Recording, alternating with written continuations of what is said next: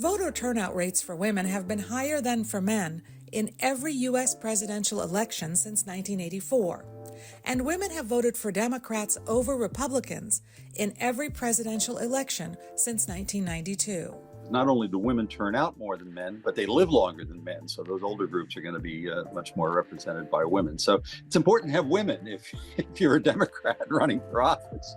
Using the latest U.S. Census numbers, demographer William Fry of the Brookings Institute analyzed what the women's vote will look like in 2024. He says the trends favor Democrats, in part because more voters today are college-educated women.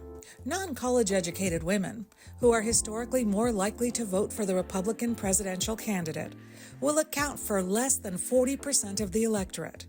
Back in 2012, these so-called working-class women made up almost half of the voting population. Back in 2012, white non-college women were 48% of all women. Now they're just 38% of all women.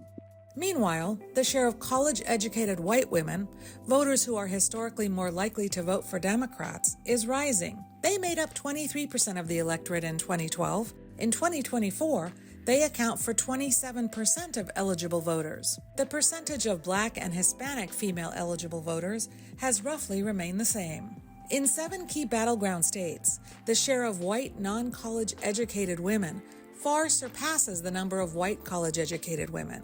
But even among those states, the college-educated group of white women is increasing, the non-college is decreasing.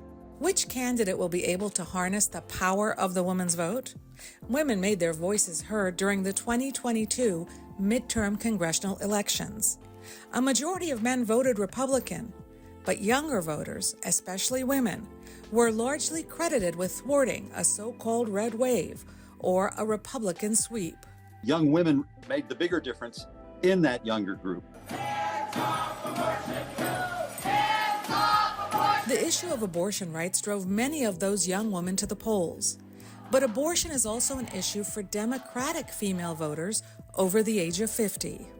Conversely, we see on the Democratic side issues like threats to democracy, abortion, and reproductive rights being high issues that are driving them to the polls.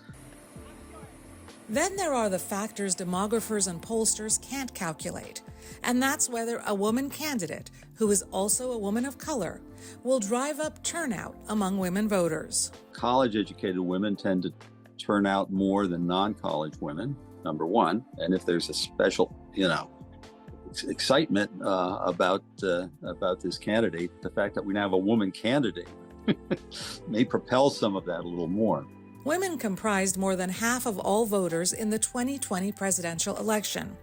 As with most presidential contests, who wins ultimately comes down to which voters turn out in the biggest numbers for the 2024 presidential election.